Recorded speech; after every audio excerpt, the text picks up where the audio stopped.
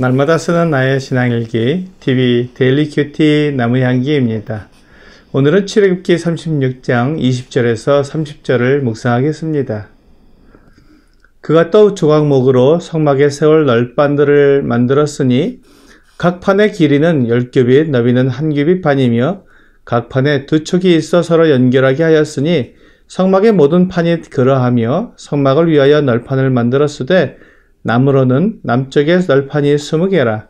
그 20개 널판 밑에 은받침 40개를 만들었으되 곧 이 널판 밑에도 두 받침이 그 두 촉을 받게 하였고 저 널판 밑에도 두 받침이 그 두 촉을 받게 하였으며 성막 다른 쪽 곧 북쪽을 위하여도 널판 20개를 만들고 또 은받침 40개를 만들었으니 곧 이 판 밑에도 받침이 둘이요 저 판 밑에도 받침이 둘이며 장막 뒤 곧 서쪽을 위하여서는 널판 6개를 만들었고 장막 뒤 두 모퉁이 편을 위하여는 널판 2개를 만들되 아래에서부터 위까지 각기 2겹 두께로 하여 윗꼬리에 이르게 하고 두 모퉁이 쪽을 다 그리하며 그 널판은 8개요 그 받침은 은받침 16개라.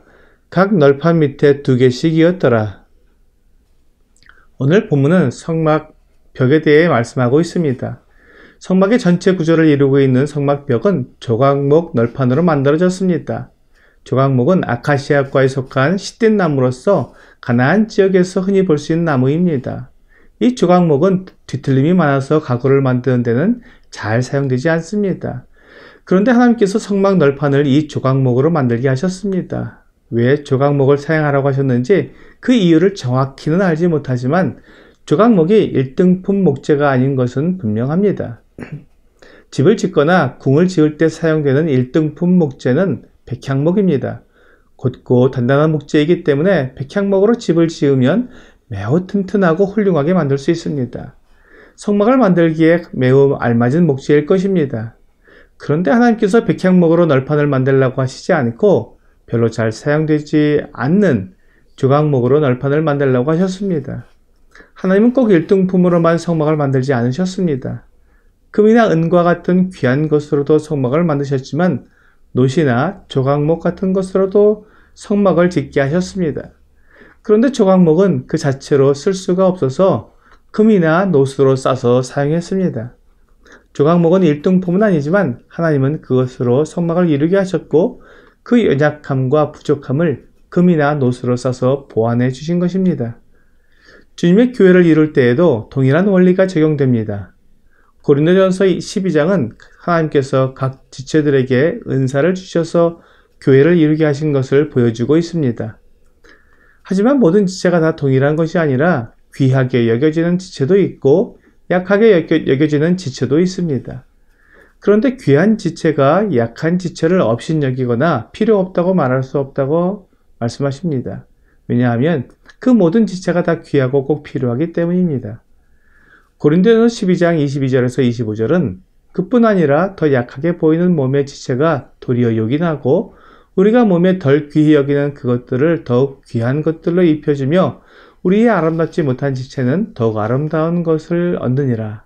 그런즉 우리의 아름다운 지체는 그럴 필요가 없느니라. 오직 하나님이 몸을 고르게 하여 부족한 지체에게 귀중함을 더하사 몸 가운데서 분쟁이 없고 오직 여러 지체가 서로 같이 돌보게 하셨느니라 라고 말씀하십니다. 하나님은 주님의 교회에서 덜 귀히 여기는 그것들을 더 귀한 것들로 입혀주고 아름답지 못한 지체는 아름다운 것을 주어서 아름답게 만들어준다는 것입니다. 그렇습니다. 하나님께서 쓸 수 없을 만큼 약하고 못난 사람은 없습니다. 누구든지 하나님께 나아가 그분의 손에 들림을 받으면 가장 합당한 곳에서 가장 최고의 모습으로 하나님께 쓰임받을 수 있습니다. 다만 하나님께서 사용하시는 방법대로 나를 맡기고 순종할 때 그렇게 됩니다. 조각목으로 만든 널판은 조각목의 모습이 드러나지 않습니다. 조각목을 금으로 싸기 때문입니다. 조각목이 쓸데없어서 금으로 싸는 것이 아닙니다. 하나님께 드려지는 성막은 금으로 되어야 하지만 그 금으로 판을 만들기 위해 필요한 널판이 있어야 하는 것입니다. 하나님의 영광을 나타내는 금판을 이루기 위해 조각목을 금으로 싸서 판을 만든 것입니다. 그러므로 조각목은 겉으로 드러나지 않습니다. 하지만 조각목은 하나님의 영광을 드러내는 가장 중요한 일을 하고 있는 것입니다. 목재로 쓰이지 않는 조각목이 하나님의 성막을 이루는 가장 중요한 목재로 사용되는 것입니다. 다만 그 목재가 드러나지 않아야 했기 때문에 그는 가려져 있을 뿐입니다. 내가 가려지고 숨겨져서 드러나지 않을지라도 하나님의 일에 사용되고 하나님의 교회를 이루는 데 중요한 역할을 할 수 있다면 나를 드리겠다고 고백하는 것이 헌신입니다. 하나님은 이렇게 헌신하는 사람을 귀한 것으로 덧입혀서 하나님의 영광을 위해 사용하십니다. 하나님께서 죄인인 우리를 구원하시는 것도 마찬가지입니다.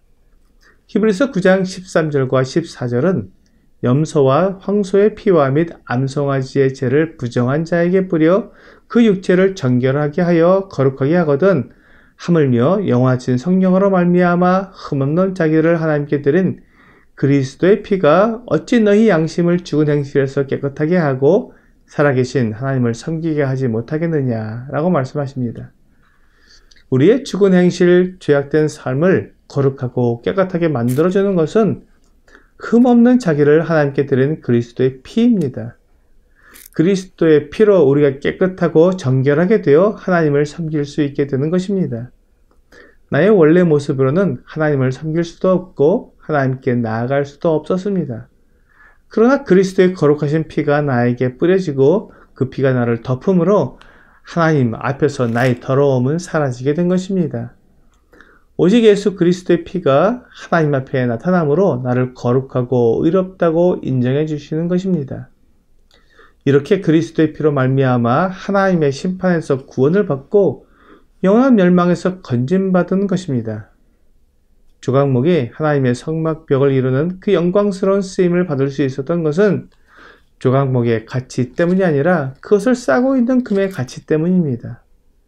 나의 원래 모습은 무가치한 존재일지 몰라도 나와 하나가 된 예수 그리스도로 말미암아 이 세상 그 무엇보다 더 귀한 존재가 되었기에 나를 그리스도의 가치로 여겨야 합니다. 로마서 1장 6절은 너희도 그들 중에서 예수 그리스도의 것으로 부르심을 받은 자니라 라고 말씀하고 있습니다. 우리의 가치는 그리스도와 동일한 가치가 되었습니다. 오늘의 적용 질문을 보겠습니다. 나 자신에 대해 나는 어떻게 평가하고 있습니까? 그리스도가 없는 나는 아무런 쓸모가 없습니다. 이사야 2장 22절은 너희는 인생을 의지하지 말라. 그의 호흡은 코에 있나니 셈할 가치가 어디 있느냐라고 말씀하십니다.